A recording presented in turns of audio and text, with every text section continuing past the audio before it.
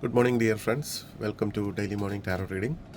ഇന്ന് നമുക്ക് current energy ആയിട്ട് കിട്ടിയിരിക്കുന്ന കാർഡ് 9 ഓഫ് കപ്സ് എന്ന കാർഡാണ്. 9 ഓഫ് കപ്സ് എന്ന കാർഡ് വരുമ്പോൾ നമുക്ക്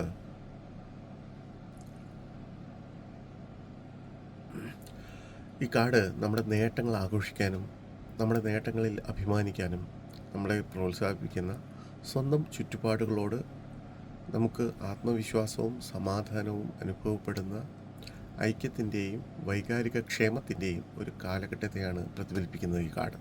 അപ്പോൾ ഇതാണ് നമ്മുടെ കറണ്ട് എനർജി. എന്ത് നമുക്കിന്ന് പ്രതീക്ഷിക്കാം എന്ന് ചോദിച്ചപ്പോൾ എന്താണ് യൂണിവേഴ്സ് നമുക്കിന്ന് തരുന്ന ഗൈഡൻസ് എന്ന് ചോദിച്ചപ്പോൾ നമുക്ക് 9 ഓഫ് പെൻറ്റക്കിൾസ് എന്ന കാർഡാണ് വന്നത്. 9 ഓഫ് പെൻറ്റക്കിൾസ് എന്ന കാർഡ് ചിത്രീകരിക്കുന്ന വ്യക്തിയെ സാമ്പത്തിക സ്ഥിരതയെ വിലമതിക്കുകയും സുഖകരവും സുരക്ഷിതവുമായ ജീവിതശൈലി സൃഷ്ടിക്കാൻ ഉത്സാഹത്തോടെ പ്രവർത്തിക്കുകയും ചെയ്യുന്നു. സ്വയം പര്യാപ്തതയുടെയും വ്യക്തിപരമായ പൂർത്തീകരണത്തിൻ്റെയും ശക്തമായ ബോധവും പ്രകൃതിയും പരിസ്ഥിതിയുമായ ആഴത്തിലുള്ള ബന്ധമുണ്ട്. അപ്പോൾ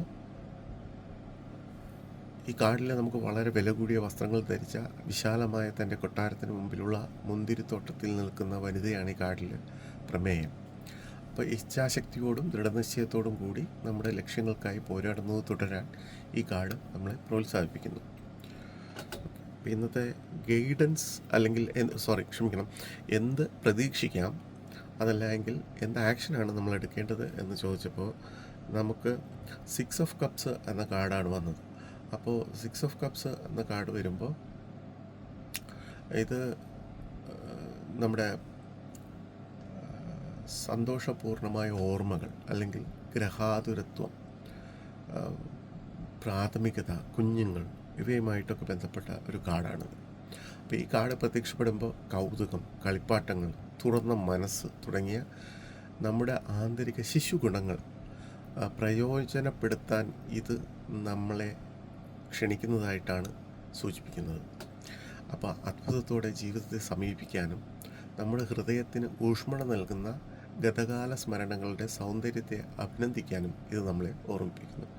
അപ്പോൾ മൊത്തത്തിൽ ഇന്ന് നമുക്കൊരു സമാധാനപരമായ ഒരു ദിവസമായിരിക്കും. നമ്മുടെ ജോലി തുടരാനും അതുപോലെ നമ്മൾ വളരെ സന്തോഷത്തോടെ നമ്മളെ ഗതകാല സ്മരണകളുടെ ഊഷ്മളതയിൽ നൽകുന്ന ആ ഒരു സന്തോഷത്തെ ഓർമ്മിച്ചുകൊണ്ട് ഇന്നത്തെ ദിവസം മുന്നോട്ട് കൊണ്ടുപോകാനാണ് പറയുന്നത്. മൊത്തത്തിൽ ഇന്നൊരു നല്ല ദിവസമായിരിക്കും. അപ്പോൾ എല്ലാവർക്കും ഒരു ശുഭദിനം നേരുന്നു. നമുക്ക് വീണ്ടും നാളെ കാണാം. നന്ദി.